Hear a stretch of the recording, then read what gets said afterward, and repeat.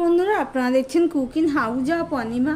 এখানে আমি দেখো ছোট মাছ নিয়েছি, তাও এক রকমের মাছ না, অনেক রকমের মাছ। পুঁটি মাছ আছে, বান মাছ আছে, মৌলা মাছ আছে, খয়রা আছে, হ্যাঁ অনেক রকমের মাছই রয়েছে।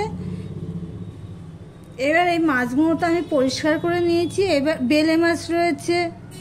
এবার আমি নুন দিয়ে দিলাম হলুদ,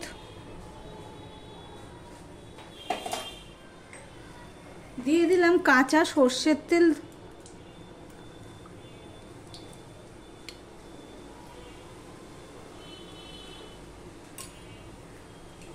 ছোট চামচ তো 2 চামচের মতনই হবে, বেশি হবে না। এবার আমি দিয়ে দিচ্ছি এক টুকরো লেবু নিয়েছি, সেই লেবুটুকু। এইভাবে যদি মৌলা মাছ বা ছোট মাছ যেই মাছেই বলো না কেন রান্না করা যায়, তাহলে রান্না করার সাথে সাথেই একদম পুরো শেষ হয়ে যাবে। আর এইভাবে যদি করো তো বারে বারে করবে, এতটাই স্বাদ হয় খেতে। ভিডিওটি স্কিপ করো না, তাহলে বুঝতে পারবে না আমি কিভাবে এইভাবে মাছটা রান্না করছি।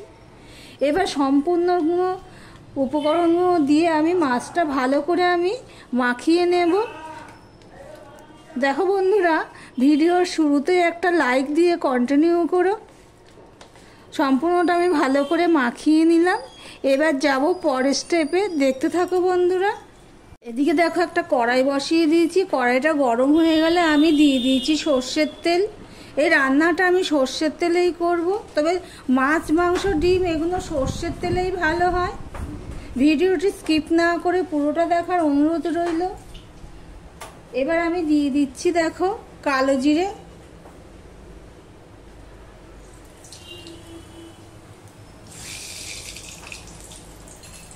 আর এখানে এই মাছটার মধ্যে আমি আলু দেবো, তাই জন্য আমি এই আলুটুকু কেটে নিয়েছি। তোমরা চাইলে আলু ছাড়াও করতে পারো। আর এখানে দেখো কেটে নিয়েছি পেঁয়াজ, টমেটো, কাঁচা লঙ্কা আর রসুন। এবারে দেখো কালো জিরেটা হয়ে গেছে, হয়ে গেলে আমি দিয়ে দিচ্ছি পেঁয়াজ আর রসুনটা।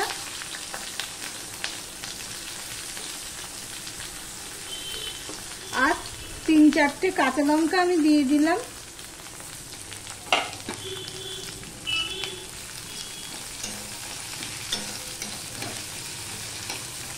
এতটাই স্বাদ হয়, হ্যাঁ ভাতের সাথে পুরো জমে যাবে। এটা ভাত দিয়েই বেশি ভালো লাগবে, রুটি দিয়ে খুব একটা ভালো লাগবে না। তবে যারা মাছ রুটি দিয়ে খাও তো তারা খেতে পারো। এবার পেঁয়াজটা আমি লাল লাল করে ভেজে নেব। দেখো পেঁয়াজটা কিছুটা হয়ে এসছে। এই অবস্থায় আমি দিয়ে দিচ্ছি অল্প একটুখানি করে নুন। দেখো অল্প একটুই নুন দিলাম, বেশি দিলাম না, মাছে তো নুন দিয়েছি, সেই জন্য অল্প একটু নুন দিয়ে দিলাম। দিয়ে দিলাম হলুদ,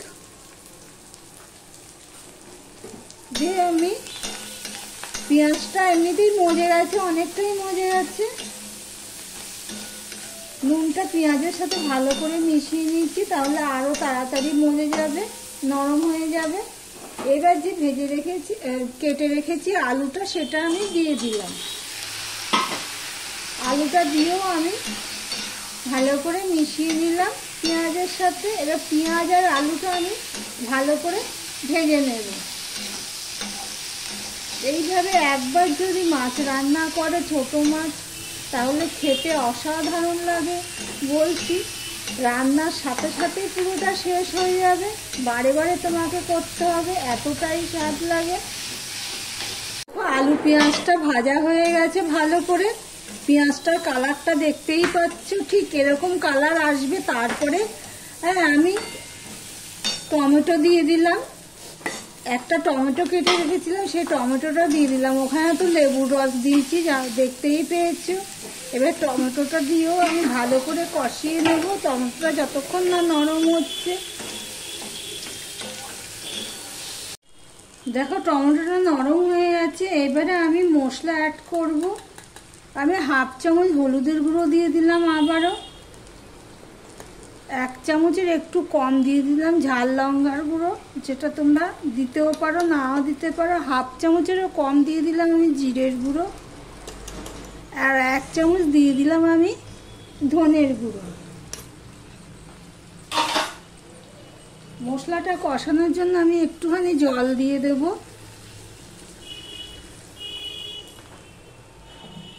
এবার মশলাটা আমি ভালো করে কষিয়ে নেব। এই পর্যন্ত যারা ভিডিওটি দেখছো লাইক দিতে ভুলে গেছো, চট করে একটা লাইক দিয়ে কন্টিনিউ করো বন্ধুরা। তোমরা যদি এখানে আলু দিতে না চাও তো শুধু করতে চাও তো শুধু করো, তবে আমাদের আলু দিলে ভালো লাগে সেই জন্য আলুটা দিয়েছি।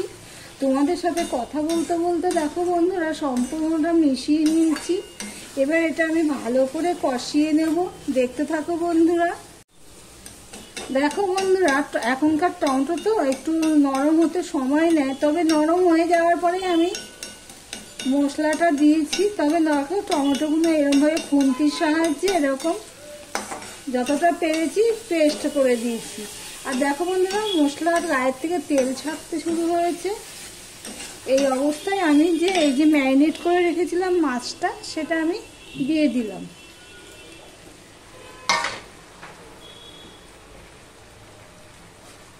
থালাটা ধুয়ে আমি একটুখানি জল দিয়ে দিচ্ছি।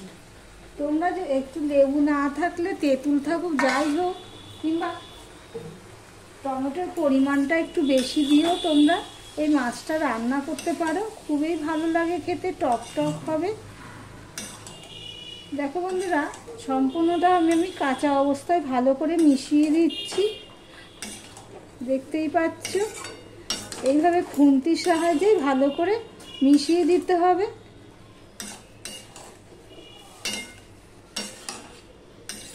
ছোট মাছের এরকমভাবে চচ্চড়ি করলে খেতে খুবই ভালো লাগে। সম্পূর্ণ মাছটা ভালো করে আমি মিশিয়ে নিয়েছি, দেখতেই পাচ্ছ। এবার এই মাছটা এখন যা ঘাটাঘুটি করলাম, এরপরে কিন্তু খুব একটা ঘাটাঘুটি করা যাবে না, তাহলে মাছ ভেঙে যাবে। এবার দিয়ে দিচ্ছি আর একটুখানি জল, কেননা মাছটা সিদ্ধ হতে হবে তো সেই জন্য সেই অনুপাতে আমি জল দিয়ে দিচ্ছি।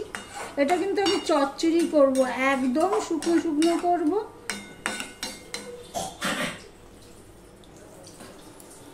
তাহলে এটা ফুটে ওঠার জন্য আমি অপেক্ষা করব। আমি 6 থেকে 7 মিনিট পর তোমাদের সামনে আসলাম। মাঝে এসে আমি ঠিক এইভাবে নেড়ে দিয়েছি, না হলে মাছগুলো তো পুরো ঘেটে যাবে, সেই জন্য। এবারে আমি 2টো কাঁচা লঙ্কা দিয়ে দিলাম।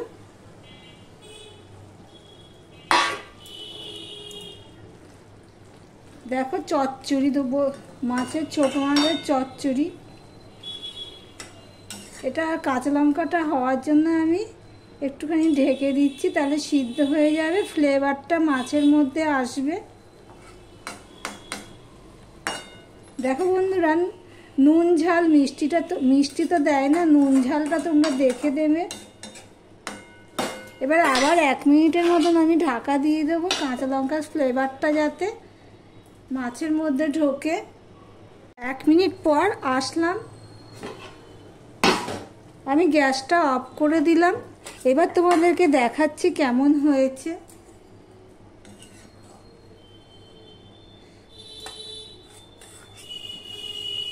এর সাথে যদি একটু ডাল থাকে পুরো জমে যাবে। দেখো বন্ধুরা, তাহলে ভিডিওটি আজকের মতন এখানেই শেষ করলাম।